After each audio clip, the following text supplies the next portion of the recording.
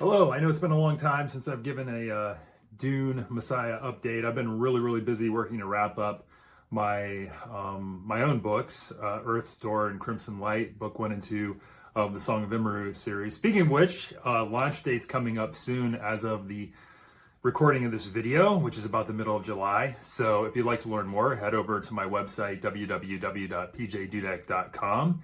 And yeah, I'd love to see you over there.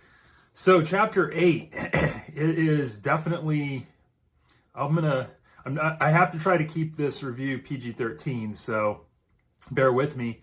Alia is just standing at her balcony.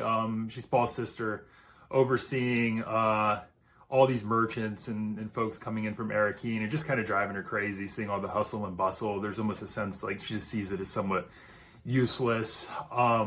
Because her mind's elsewhere. Her mind is on the Gola, on Duncan, Idaho. She's essentially crushing on him pretty hard. She really is interested in him.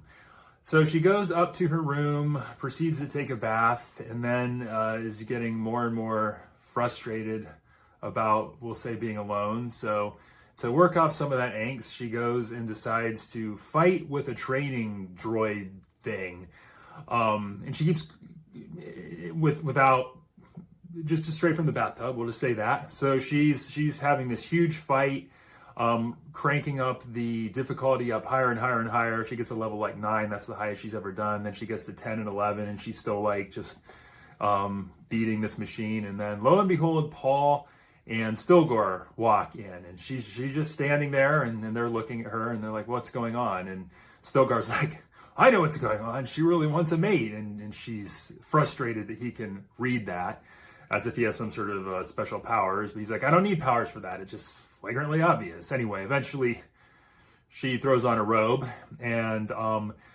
Paul talks to her about how the Spacing Guild is planning to steal a worm and try to recreate the whole spice cycle on another planet. And I'm not exactly sure how he figured that out. It must have happened off screen or whatnot. So anyway, this chapter ends with Alia clearly very interested in, we'll just say, finding a mate.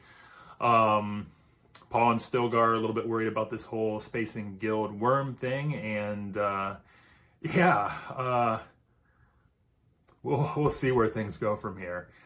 There's also a trailer for Dune 3 that dropped a few days ago. I watched it. It definitely captures sort of the brooding nature of Paul and where he's kind of starting to turn a little, I don't know, a little more like a dictator? That's probably not the right word. Like a brooding leader. He's just not, it's not like this simple trying just to do good. The weight of the role is really beating him down, and I think the trailer picked up really well on that. So the whole vibe of the movie definitely seems to be picking up the vibe of the book.